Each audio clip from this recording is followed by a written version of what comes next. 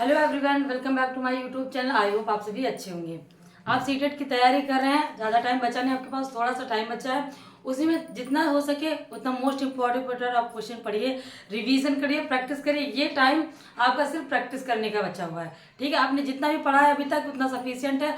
अगर नहीं पढ़ा है तो आप सिर्फ क्वेश्चन आंसर कर लीजिए, उतना ही बहुत है। ओके जितने भी मैं क्वेश्चन करा रही हूँ, जितने भी मैं वीडियो बना रही हूँ, सिर्फ इंपॉर्टेंट क्वेश्चन हैं, सारे मोस्ट इंपॉर्टेंट क्वेश्चन है। आप इसमें एक भी मिस मत करिएगा, सारे एनसीईआरटी बेस्ड आपके क्वेश्चन है। ये आपका है पर्यावरण शिक्षण का, ईवीएस का है, और ये थर्ड चैप्टर आपका। मैं चैप्टर वाइज पढ़ा रही हूँ, चैप्टर वाइज सारे इंपॉर्टेंट क्वेश्चन। अगर आपका किसी चैप्टर का कोई भी क्वेश्चन आपका आता है तो वो छूटे नहीं, आपका एक भी नंबर मिस ना हो। ओके मैं सिर्फ बाल विकास, हिंदी और ईवीएस, इनके सारे मोस्ट इंपॉर्टेंट मैं क्वेश्चन लेके आऊंगी, फर्स्ट पेपर और सेकंड पेपर। ओके सेशन को देर नहीं करते हैं, चलिए स्टार्ट करते हैं। आपका मोस्ट इंपॉर्टेंट पहला क्वेश्चन है, निम्नलिखित में से क्या पर्यावरण अध्ययन को सीखने का सबसे प्रभावशाली संसाधन है। क्वेश्चन ध्यान से पढ़िएगा। आपका ये रहता है एग्जाम में कि आपको सिर्फ क्वेश्चन ध्यान से देखना होता है, आंसर तो बकायदा इसमें लिखा ही रहता है।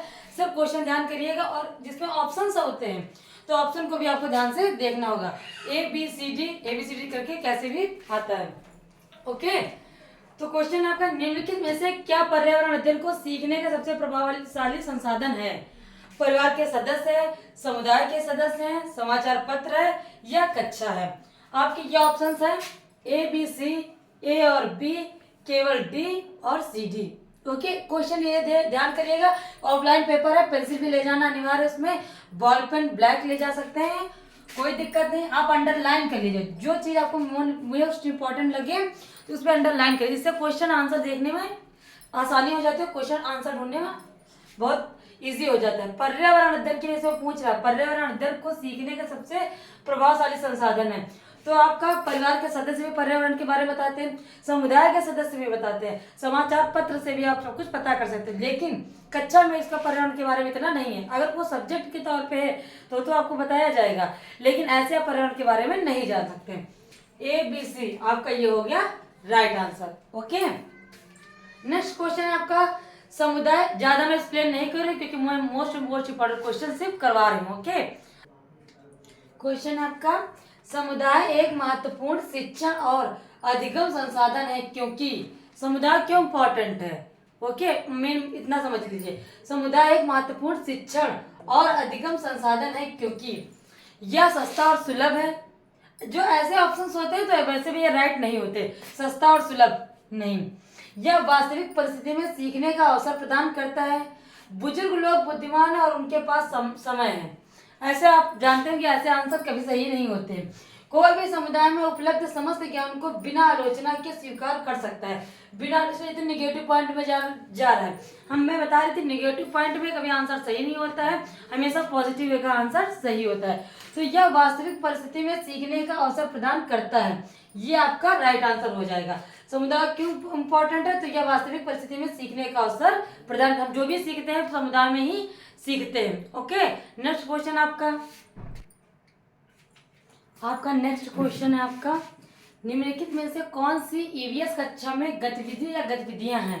एक आंसर राइट करने का आपका ये भी ट्रिक है कि आप कैसे पहचान पाएंगे कि एक से ज्यादा भी आंसर आपका सही है।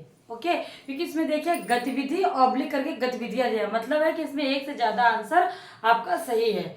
तो क्वेश्चन निम्नलिखित में से कौन सी ईवीएस कक्षा में गतिविधि या गतिविधियां हैं, तो चित्र पढ़ना, फील्ड भ्रमण करना, श्यामपट्ट का उपयोग, उपयुक्त सभी। तो चित्र पढ़ना, चित्र से भी आपको ईवीएस के बारे में बता दिया जाएगा। जैसे होता है कि प्रदूषण के बारे में, तो उसमें क्लास में लगे होते चित्र कि चिमनियों से धुआं निकल रहा है, वो प्लास्टिक से प्रदूषण हो रहा है, ये सब चित्र के द्वारा बच्चों को समझाया था। आप ये मत सोचिएगा बड़े बच्चों को, हमेशा थिंकिंग रखिए छोटे से बच्चे, कक्षा 1 से लेके 5 तक के बच्चों को कैसे पढ़ाया जा सकता है, कैसे क्या किया जा सकता है। फील्ड भ्रमण करना और श्यामपट्ट का उपयोग, उपयुक्त सभी, श्यामपट्ट पर भी बता के या लिखा के समझाया जा सकता है। तो आपका राइट आंसर हो जाएगा उपयुक्त सभी। ओके क्योंकि शिक्षण सहायक सामग्री ये आपका चैप्टर है, किस शिक्षण सहायक सामग्री है, क्या क्या उपयोग है।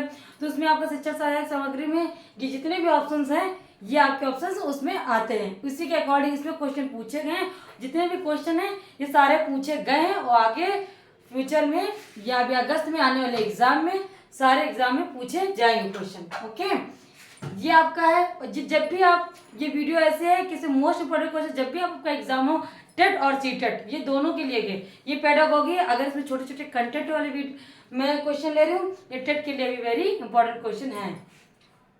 आपका क्वेश्चन है, प्राथमिक स्तर के शिक्षार्थियों में मानचित्र बनाने और समझने के लिए किन किन कौशलों के विकास की आवश्यकता है। क्वेश्चन ध्यान से देखिएगा, प्राथमिक स्तर पूछ रहा है आपका, अंडरलाइन कर लीजिएगा प्राथमिक स्तर के।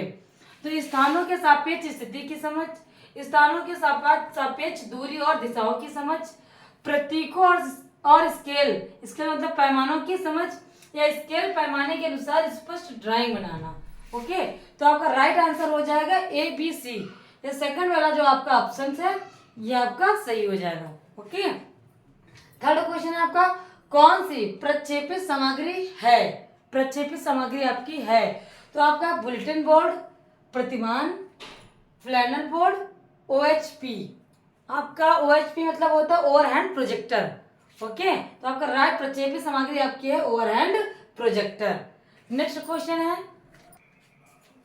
आपका, क्वेश्चन है, नवीं कक्षा 3 के शिक्षार्थियों को जानवर हमारे साथी प्रकरण से परिचित कराना चाहती है। जानवर हमारे फ्रेंड हैं, साथी हैं। ओके, उसको बताना चाहती है। प्रकरण को और अधिक रोचक तरीके से प्रस्तुत करने के लिए कौन सी युक्ति सर्वाधिक उपयुक्त होनी चाहिए। जानवर हमारे साथी फ्रेंड है, जानवर को कैसे कैसे ट्रीट करना चाहिए, वो अच्छे हैं, वो बुरे नहीं है, वो हमें नुकसान नहीं पहुंचाते हैं जब तक हम उनको नुकसान ना करें। तो इसके बारे में कौन सी युक्ति अपना सकती है, बच्चों को कैसे समझा सकती है, वो हमारे दोस्त हैं। तो शिक्षार्थियों को पाठयुक्त पाठ्य पुस्तक में जानवरों के दिए गए चित्रों को देखने के लिए कहना चाहिए कि हमारे फ्रेंड हैं।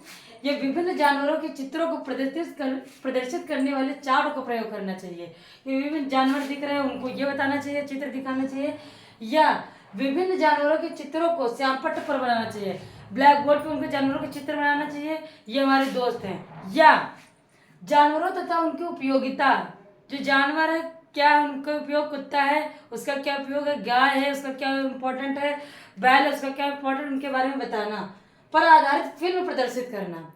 जानवर रहेंगे वो कितने उपयोगिता है, अगर फिल्म दिखा दीजिए किसी कक्षा 3 के बच्चे को और चित्र के माध्यम से उसको दिखाया जाए। एक फिल्म बनी थी हाथी मेरा साथी, देखिए उसमें बच्चों को हाथी के बारे में दिखाया, कितना मतलब अट्रैक्ट होता है कि हाथी एक दोस्त है, अच्छा लगता है, उसका देखने का मन करता है, क्या क्या काम कर रहा है, कैसे फ्रेंड बन रहा है, उसके बारे में जानना। तो आपका राइट आंसर यही होता है, हमेशा पॉजिटिव आंसर ही सही होता है। ओके, कोरिलेट करके आप अगर पढ़ते हैं सीखते हैं तो आपको ज़्यादा आंसर समझने में आसानी हो जाती है। नेक्स्ट क्वेश्चन है आपका, बच्चों को विभिन्न प्रकार के ईंधनों से परिचित कराने के लिए शिक्षक क्या करेगा। जो ईंधन है उसमें कैसे बच्चों को पता चलेगा कि कौन सा ईंधन से क्या प्रॉफिट है, क्या लॉस है। तो कक्षा में कुछ ईंधनों के नमूने दिखाए जा सकते हैं, कुछ भी दिखाया जाए, कोयला के बारे में, पेट्रोल के बारे में बताना, या एक लघु फिल्म दिखाने के साथ खाना पकाने के लिए इस्तेमाल होने वाले संभावित ईंधन के प्रकारों पर बच्चों के साथ चर्चा कर सकता है। इसमें देखिए पूरा एक्सप्लेन ही कर दिया है ईंधन के बारे में। ओके, नेक्स्ट है आपका ऑप्शन, चार्ट पर ईंधनों के चित्र प्रदर्शित करना, या बच्चों से विभिन्न प्रकार के ईंधनों की सूची बनाने के लिए कह सकते हैं। इसमें ज्यादा सबसे ज्यादा इंपॉर्टेंट है एक्सप्लेन कर रहा है चीज को। आप देखिए बी वाला आपका ऑप्शन राइट है। ओके, अगर आपको कुछ भी समझ में आए तो प्लीज आप कमेंट कर सकते हैं, सेशन अच्छा लगे तो प्लीज लाइक करिएगा। नेक्स्ट क्वेश्चन आपका, क्वेश्चन आपका है, आपको ये तो पता है पेडागॉगी है। पेडागॉगी में आप लेंथी क्वेश्चन देख के डरिएगा मत, जितना लेंथी क्वेश्चन है उतना ज़्यादा इजी होता है। ओके, उसी तरह ऐसा ही क्वेश्चन आपका सीटेड में आया हुआ है। एक कक्षा के अनुभाग आ, जिसको सेशन बोलते हैं, ज़्यादा बच्चे हो जाते हैं तो ए बी में डिवाइड करते हैं, वही क्वेश्चन है। एक कक्षा के अनुभाग आ और को पेट्रोलियम और कोयले के भंडारों के रिक्तीकरण प्रकरण पढ़ाने के लिए मल्टीमीडिया कैप्सूल का प्रयोग किया गया, जबकि अनुभाग बा को ग्रीन बोर्ड पर आरेख बनाकर पढ़ाया गया। बाद में यह पाया गया कि अनुभाग आ के विद्यार्थियों ने एक बेहतर सीमा तक प्रकरण को समझ लिया है।